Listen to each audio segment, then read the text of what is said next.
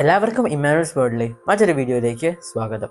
നിങ്ങളൊരു EV യൂസറാണോ? വല്ലപ്പോഴും long journeys ഒക്കെ പോകുന്ന സമയത്ത് നിങ്ങൾ ചാർജിങ് സ്റ്റേഷനിൽ കയറ്റി ചാർജ് ചെയ്യാറുണ്ടാവും. നിങ്ങൾ ആ സമയത്ത് എന്തായിരിക്കും ചെയ്യാറുള്ളത്? നിങ്ങൾ ചാർജിങ് കേബിൾ കണക്ട് ചെയ്യുന്നു, പുറത്ത് എവിടെയെങ്കിലും ഇരിക്കാൻ സ്ഥലമുണ്ടെങ്കിൽ അവിടെ ഇരുന്ന് റെസ്റ്റ് ചെയ്യുന്നു, അല്ലെങ്കിൽ അവിടെ ഇരുന്ന് സ്ഥലമുണ്ടെങ്കിൽ നിങ്ങൾ വണ്ടിയുടെ അകത്തിരുന്ന് റെസ്റ്റ് ചെയ്യുന്നു. പക്ഷേ ചിലരുടെയൊക്കെ സംശയമാണ്, വളരെ ഹൈ വോൾട്ടേജ് ആയിട്ടുള്ള കറണ്ട് ആണല്ലോ വണ്ടിയുടെ അകത്തോട്ട് കയറുന്നത്. ആ ഒരു സമയത്ത് നമ്മൾ വണ്ടിയുടെ അകത്തിരിക്കുന്നത് സേഫ് ആണോ അതോ ഡേഞ്ചർ ആണോ? അങ്ങനത്തെ ഒരു പേടി ചേർക്കുണ്ട്. ഇന്നത്തെ വീഡിയോയുടെ നമ്മൾ അതാണ് നോക്കാനായിട്ട് പോകുന്നത്. So let's start. ഞാൻ പറഞ്ഞ പോലെ തന്നെ വളരെ ഹൈ വോൾട്ടേജ് ആയിട്ടുള്ള കറണ്ടാണല്ലോ വണ്ടിക്കകത്തോട്ട് കയറുന്നത്. എന്തെങ്കിലും അവിടെ എവിടെ ഒന്ന് തകരാറായാൽ എന്താണ് സംഭവിക്കാൻ പോകുന്നതെന്ന് നിങ്ങൾക്ക് ഊഹിക്കാൻ പോലും പറ്റില്ല. ഒറ്റ വാക്കി പറഞ്ഞാൽ ദ ആൻസർ ഈസ് വീഡിയോ മുഴുവൻ കാണുക. നിങ്ങൾ മനസ്സിലാക്കേണ്ട ഒരു കാര്യം എന്ന് പറയുന്നത്, നിങ്ങളുടെ EVസിൻ്റെ ബാറ്ററിയും അതുപോലെ തന്നെ ചാർജിങ് സിസ്റ്റവും എല്ലാം വളരെ പ്രോപ്പർലി തന്നെ ഇൻസുലേറ്റഡും അതുപോലെ പ്രൊട്ടക്റ്റഡുമാണ്. വണ്ടിക്കകത്തുള്ള ഇലക്ട്രിസിറ്റി ഫ്ലോ ഒക്കെ മോണിറ്റർ ചെയ്യാനുള്ള പല ബിൽഡ് മെക്കാനിസംസും അവയ്ക്കുള്ളിലുണ്ട്.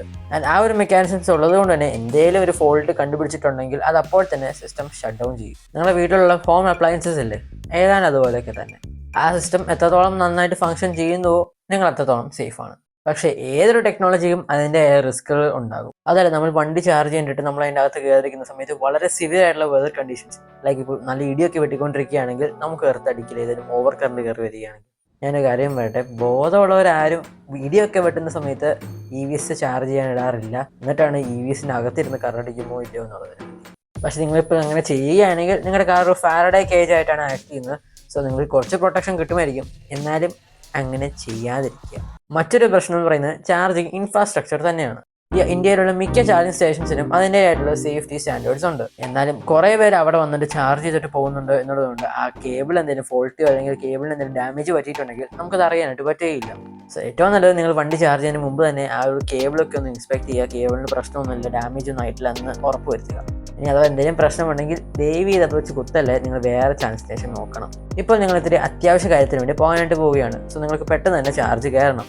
നിങ്ങൾ വണ്ടിക്കകത്തിരുന്ന് AC ഒക്കെ ഓൺ ചെയ്തിട്ടാണ് വണ്ടി ചാർജ് ചെയ്തുകൊണ്ടിരിക്കുന്നത് എന്നുണ്ടെങ്കിൽ നിങ്ങൾ പ്രത്യേക ഒരു കാര്യം ശ്രദ്ധിക്കുക. AC ഓൺ ചെയ്തിട്ടാണ് നിങ്ങൾ ചാർജ് ചെയ്യുന്നത് എന്നുണ്ടെങ്കിൽ വളരെ കുറവ് സ്പീഡിൽ മാത്രമേ ചാർജ് ആവുകയുള്ളൂ നിങ്ങളുടെ കാർ. ഇത്രയും കാര്യങ്ങൾ നമുക്ക് മനസ്സിലാവും. ഇങ്ങനെ ചെയ്തുകൊണ്ട്, അതായത് വണ്ടിക്കകത്തിരിക്കുന്നതുകൊണ്ട് പ്രശ്നങ്ങളൊന്നുമില്ല until your car is well maintained.